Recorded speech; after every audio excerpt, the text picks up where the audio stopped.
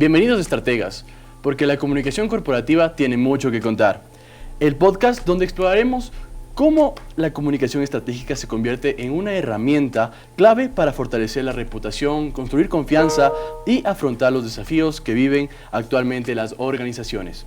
Soy Esteban Sánchez, estudiante de Comunicación Corporativa de la UDLA Ecuador, y hoy nos acompaña Alejandro Nofa, especialista en asuntos públicos, relacionamiento estratégico y comunicación institucional.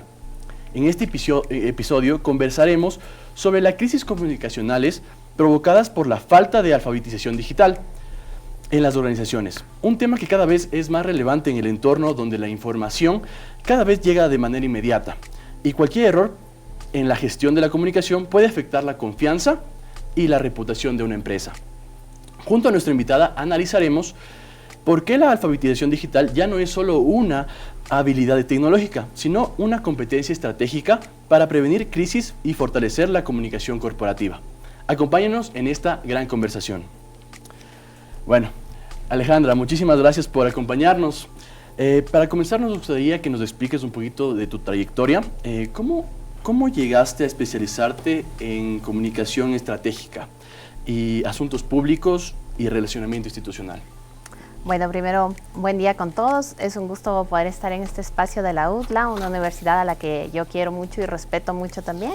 En algún momento tuve la oportunidad de pasar por las aulas de esta universidad como profesora de esta carrera, así que me da mucho gusto ver cómo ha crecido la universidad, cómo está creciendo la carrera y también el futuro que tienen los estudiantes. Les agradezco muchísimo por este espacio. Al punto, yo empecé justamente en términos, mi formación de base es comunicación.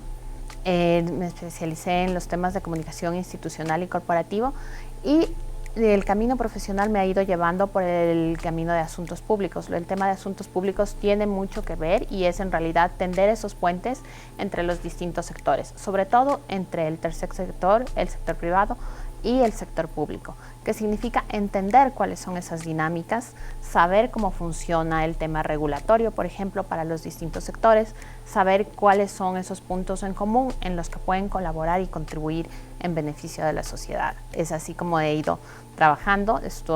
Trabajo especialmente en los temas de infraestructura, de movilidad, entre algunos sectores y me he ido especializando en ese tema. Y ahora sí, mucho más entrando en esta época de la transformación digital. A partir de la pandemia eso cambió definitivamente las dinámicas de la comunicación, entre otras dinámicas, no solamente esa, pero nos ayudó creo que muchísimo a entender mejor que la forma de conectarnos es distinta. El trabajo en red es distinto, pero en esencia sigue siendo el contenido lo que prima en este sector. Muchas gracias. Vamos a entrarnos a un bloque de comunicación estratégica y entorno digital. Cuéntame de tu experiencia, ¿cómo ha cambiado la comunicación entre las organizaciones y sus públicos con el crecimiento de los entornos digitales?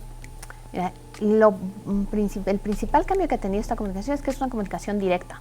Antes estaba mediada efectivamente por un mecanismo, bien sea por los medios de comunicación o por los medios o por la publicidad o el marketing, y el retorno de esa respuesta, de saber cómo lo estaba acogiendo el público, tardaba mucho más. Ahora, la digitalización en las organizaciones lo que ha permitido es que la comunicación sea directa entre sus stakeholders y la misma organización, sea de carácter público o sea de carácter privado, o sea de una organización sin fines de lucro.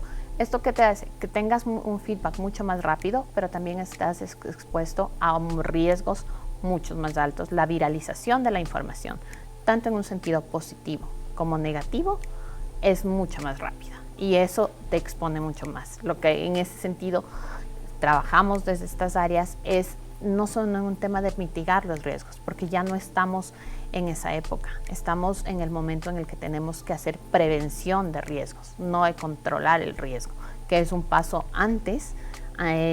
Podemos decirlo, hace 15 años estábamos hablando de un mapa de riesgos, de cómo mitigar estos riesgos. Ahora estamos hablando de cómo prevenir esos riesgos.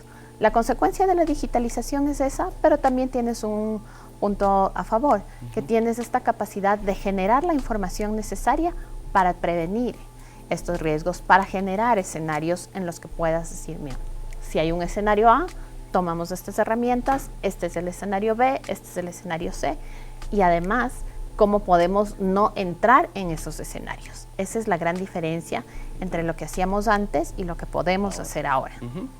Y bueno, ¿qué papel juega actualmente la comunicación estratégica para generar confianza en un contexto donde la información circula ahora de manera inmediata?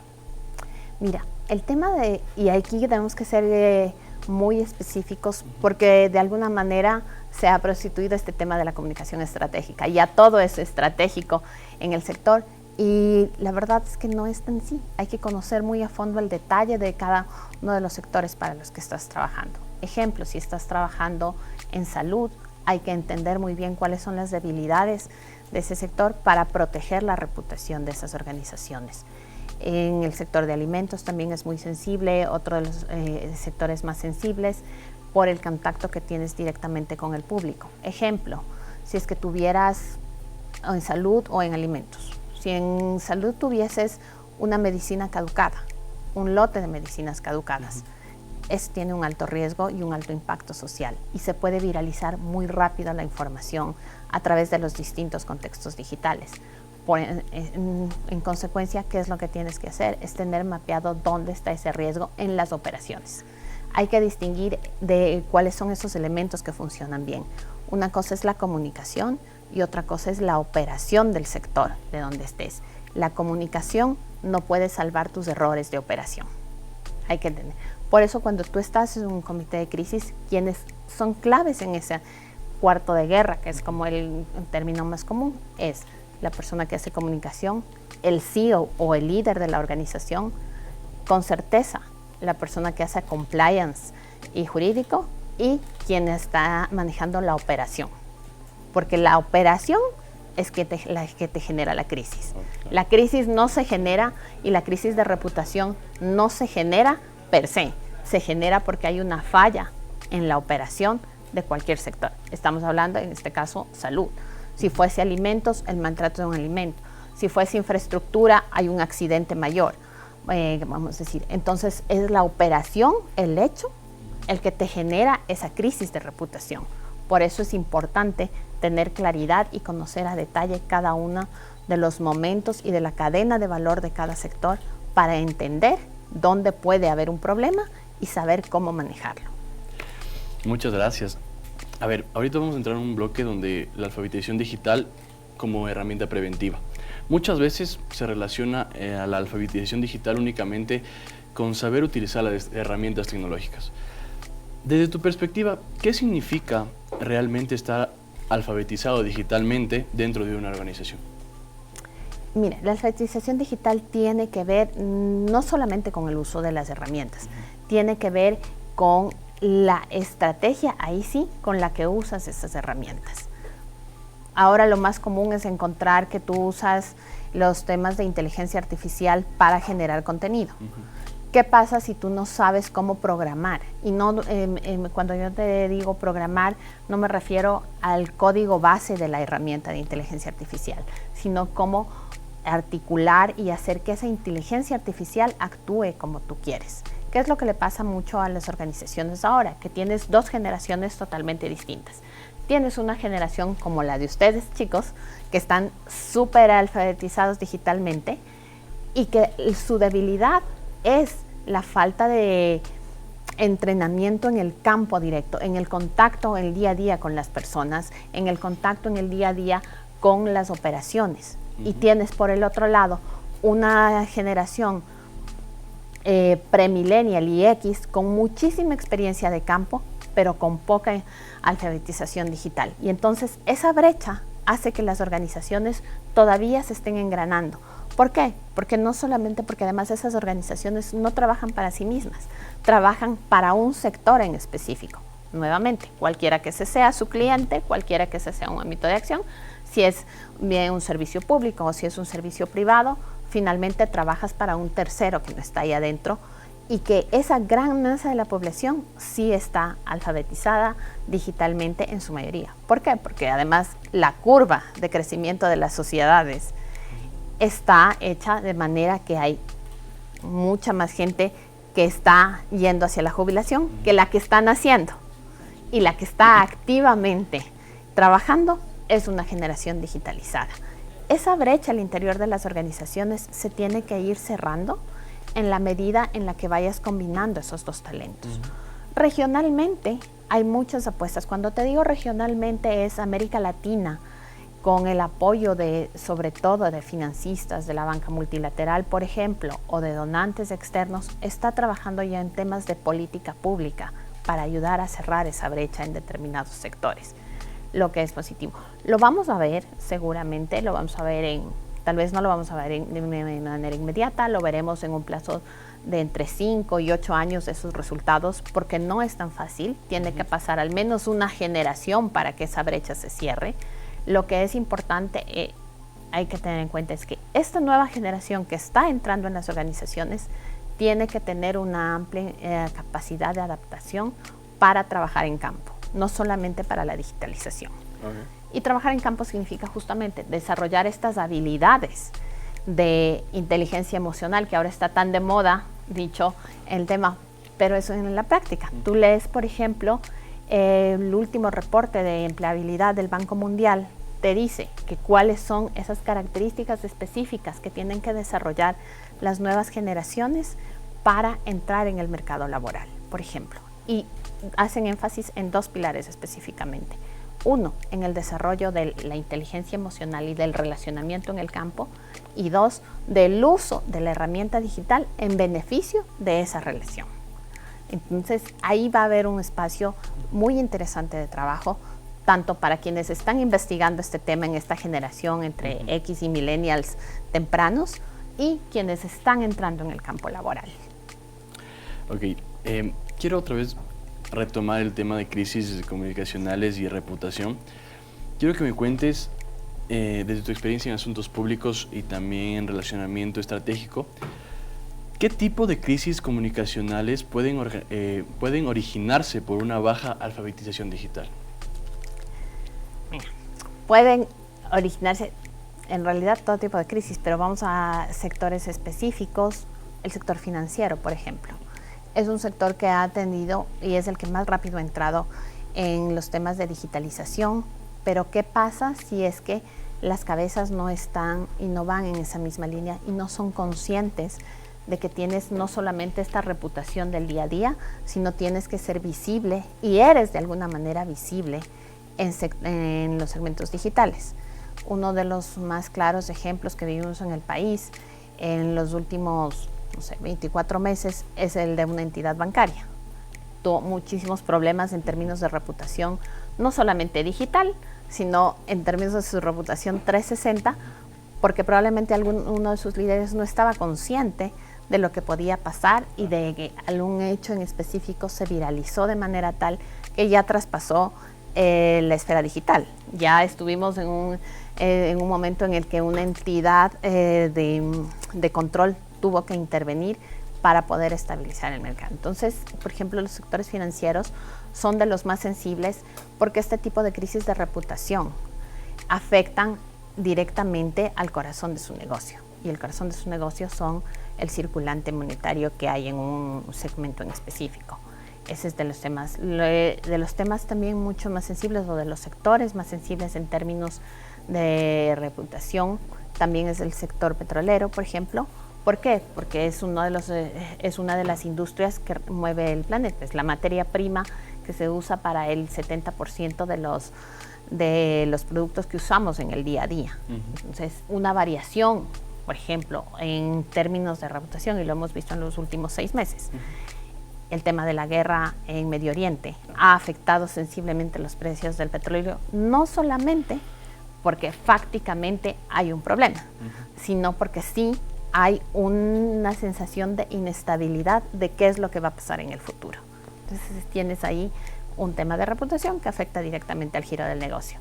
La consecuencia que estamos viendo en las últimas semanas es, sí, no hemos llegado a un acuerdo común, pero el presidente de Estados Unidos está tomando casi que medidas de presión para que el precio del petróleo baje, el precio del combustible, más bien dicho, baje en su propio país. ¿Por qué? Porque ya no estamos entrando en un tema fáctico, sino en un tema de especulación, que tiene muchísimo que ver con esta percepción. Tengamos presente que la reputación es la versión de cómo los otros nos ven a nosotros. y de la coherencia que hay entre eso que decimos que somos y esto que hacemos versus lo que los otros perciben de esa suma. Y cuando una organización enfrenta una crisis generada por desinformación o un mal uso de los canales digitales, ¿cuáles consideras que deberían ser las primeras acciones desde el área de comunicación? Básicamente, esto es un tema que hay que medir.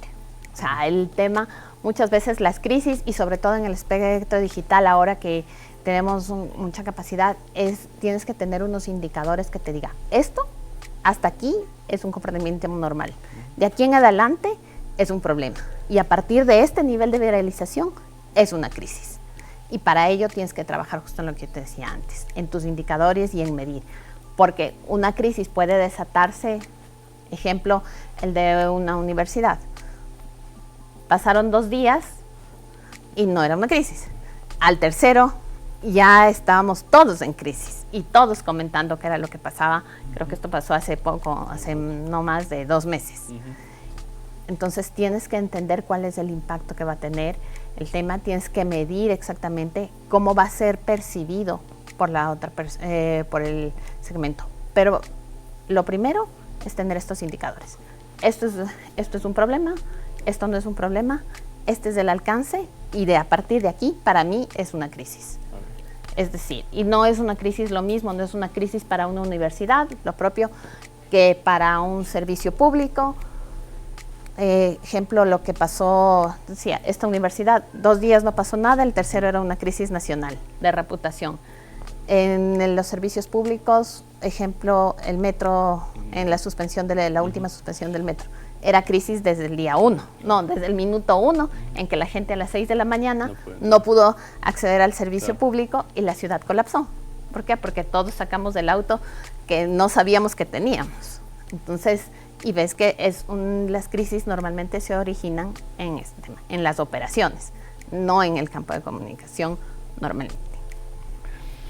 Vamos a mirar un poquito al futuro y considerando el crecimiento de la inteligencia artificial y la transformación digital, ¿cuáles crees que serán los principales desafíos para la comunicación corporativa en los próximos años? Los principales desafíos yo creo que van en 2 líneas. Van en entender cómo vamos a usar esas herramientas para la comunicación. No solamente las herramientas de inteligencia artificial no tienen que ver únicamente con la generación de contenidos. Tomemos en cuenta que hay herramientas que te ayudan a generar modelos de negocio. Y uno de los principales retos de la comunicación estratégica es convertirse no solamente en una herramienta de las empresas y de los sectores en los que están, sino en ser parte de ese ADN del negocio. Y para ser parte de ese ADN del negocio, también hay que pensar en un modelo de negocio. Y eso es algo que normalmente lo aprendemos en la práctica. Ahora creo que ustedes tienen ya la suerte de poder aprenderlo en las aulas universitarias, pero es de las cosas que normalmente con mayor énfasis tenemos que aprender, porque esto también le aporta un giro de negocio y de alguna manera también significa ingresos para quienes lo están desarrollando. Ese es uno de los momentos claves. Y lo segundo en términos de inteligencia artificial es curar el contenido. Va a ser clave el tema de curar. En esta época de la multiinformación, no, es la sobrecarga de información que tenemos, hay que saber exactamente qué contenido es válido y qué no. Porque ya hemos pasado en los últimos 10 años probablemente hablábamos de la microsegmentación, de generar contenidos específicamente para ciertos nichos. Ahora estamos hablando de que hay que curar ese contenido. Porque ya lo que tú me preguntabas al inicio, ¿cuál es esa relación? Ya no necesito muchas veces una consultora o una agencia, necesito contactarme directamente con el influencer y con la persona que está trabajando directamente en el discurso que a mí me interesa. El punto es qué de esa información que se está difundiendo realmente es verídica, realmente tiene sustento y realmente tiene impacto. Desde tu experiencia, ¿qué competencias deberían desarrollar hoy los futuros comunicadores para prevenir crisis y fortalecer la reputación de las organizaciones en un entorno digital? Eso es súper interesante. Sabes que la semana pasada justamente conversábamos sobre este tema con un catedrático argentino y de las mayores competencias, y creo que lo que va a hacer que los comunicadores o las personas que están estudiando comunicación ahora mismo se conviertan en los ingenieros de la comunicación. Porque muchas veces nosotros en algún momento, y los ingenieros de la comunicación significa aprender de la teoría de la comunicación. Eso te va a diferenciar en el mercado. Porque una cosa es estar en la boutique, mostrar el producto, montar el producto, y otra es saber diseñarlo. Y para saber diseñarlo, esta analogía me encantó mucho y se la decía a quien nos la comentó, que se la voy a tomar, es convertirte en ese ingeniero, en ser capaz de diseñar ese motor de la comunicación para poder ponerlo en la percha. Porque en la percha siempre vas a poder tener mucha gente que lo muestre, pero van a ser muy pocos los que sean capaces de hacer el diseño y la arquitectura. Y para ese diseño y esa arquitectura sí es importante no convertirte en un investigador, pero sí entender la teoría de la comunicación. Porque las habilidades de comunicación las puedes aprender por un lado, y hay gente que además tiene habilidades natas de comunicación, claro. No necesita pasar incluso por un aula para tener esas habilidades. Pero para estudiar esa ingeniería y esa arquitectura de la comunicación, es ahí donde va a estar el valor. Más allá de la tecnología, ¿qué papel tienen los líderes para fomentar una cultura de alfabetización digital dentro de las organizaciones? Afortunada y desafortunadamente es clave el rol del líder en las organizaciones. Y el liderazgo no está dado por saber hacer, el liderazgo está dado por saber inspirar. Y inspirar no en plan así muy romántico de, ay, mira qué bonito. No. Es en darle a las personas la oportunidad de entrar en los ámbitos de la digitalización, de la alfabetización digital, y esto significa darle la formación, la apertura para que se formen, la apertura para que experimenten, por supuesto, para que experimenten en donde no tenga un impacto en el giro de negocio, porque si es que vas a experimentar con tu mejor cliente y te vas a equivocar, entonces probablemente vas a perder exactamente la operación. Pero para que experimentes, para que te formes, y sobre todo este trabajo, hay algo que está funcionando muy bien en algunas organizaciones, es trabajar en estos equipos mixtos en el sentido de multigeneracionales. ¿Por qué? Porque te retroalimentas de esta lógica de quien sabe muy bien manejar la herramienta y quien tiene la experiencia de campo y el histórico. Muchas veces se piensa que la memoria histórica de las organizaciones no tiene relevancia, y sí tiene relevancia, porque ya sabes dónde te equivocaste. Lo que te permite es que las nuevas generaciones te digan cómo no volver a equivocarte ahí con el uso de la herramienta. Pero si no sabes que te equivocaste, no vas a saber cómo solventar el problema. Entonces, ese mix de los equipos que está funcionando bastante bien no es fácil, es un reto y tiene mucho que ver más con la cultura de las organizaciones que con las herramientas per se. Muchísimas gracias, Alejandra, por compartirnos toda esta información, todo este conocimiento. Y para finalizar este episodio, ¿qué consejo les darías a las organizaciones y a quienes se están formando en comunicación corporativa para convertir la alfabetización digital en una ventaja estratégica y prevenir futuras crisis comunicacionales? Creo que el principal valor, tanto en las organizaciones como quienes están en este camino, es aprender. Estar siempre prestos a aprender y a cambiar. Porque en puede ser un poco cliché, pero ahora lo estamos viviendo. Cada vez los cambios son más rápidos y quienes deciden estar estáticos son quienes se van a quedar ahí. Hay que ir siempre un paso adelante, y un paso adelante no necesariamente significa hacer cosas distintas, sino estar dispuesto a hacerlas. Esa es la gran diferencia. La innovación no significa hacer algo nuevo, significa tener la capacidad de mejorar lo que estoy haciendo y de tener esa apertura para poder hacerlo.